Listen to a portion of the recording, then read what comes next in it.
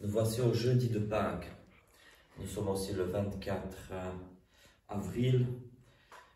Il y a un peu plus d'un siècle, le 24 avril, en Turquie, 3 millions d'Arméniens ont été tués parce qu'ils étaient chrétiens. Donc c'est aussi la fête du martyre d'un très très grand nombre de personnes. Même si peut-être que ces Arméniens-là n'étaient pas tous très croyants et très pieux, n'empêche, c'est le fait qu'ils soient chrétiens qui a fait qu'ils ont été tués. 3 millions en 24 avril, il y a un peu plus d'un siècle. C'est ce qu'on appelle le génocide arménien. Mais ce que nous devons faire surtout, c'est, en ce moment, c'est de glorifier Dieu pour ces martyrs qui ont été tués pour la foi chrétienne. Un martyr, ce n'est pas celui qui se fait exploser. Un martyr, c'est celui qui subit pour sa foi quelque chose de quelqu'un qui n'est pas d'accord avec sa foi. Ce n'est pas celui qui se fait exploser lui-même dans un bus parce que lui n'est pas d'accord avec la foi des autres, mais c'est celui qui, lui, subit le martyr parce que celui qui le tue n'est pas d'accord avec lui. Et ça tombe drôlement bien, j'ai envie de dire, comme ça, dans la semaine pascale, ce martyr de 3 millions de personnes, de 3 millions de chrétiens.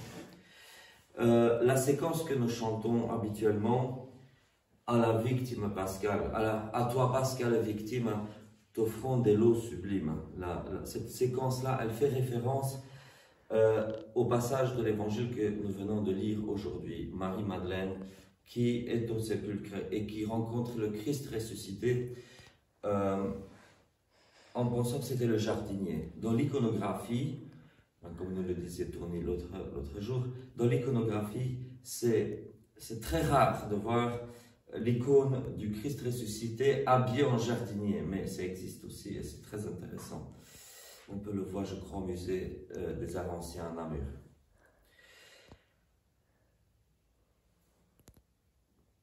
Ne me touche pas, dit le Christ à Sainte Marie-Madeleine, parce que je ne suis pas encore monté. Comme si son nouveau corps glorifié avait quelque chose qui ne pouvait pas être touché. Par contre, dans quelques jours, il dira à Thomas, touche-moi, mets ton doigt dans mes plaies et mon côté. C'est un peu paradoxal. Et pourquoi est-ce que Jésus dit, je monte vers mon Père et votre Père, vers mon Dieu et votre Dieu? Parce que quand le Christ va monter au ciel, pas tout de suite, mais après, quand il monte au ciel, quand il retourne dans le hors de l'espace-temps, il monte comme humain, en sa qualité d'humain. Il prend sa casquette d'humain, si je peux dire. Non pas sa casquette de Dieu, mais sa casquette d'humain. Le but de l'incarnation, c'était pas que Dieu fasse une excursion vers la terre et retourne de là où il était, mais le but était que l'humanité, en la personne du Christ, puisse monter au ciel. Amen.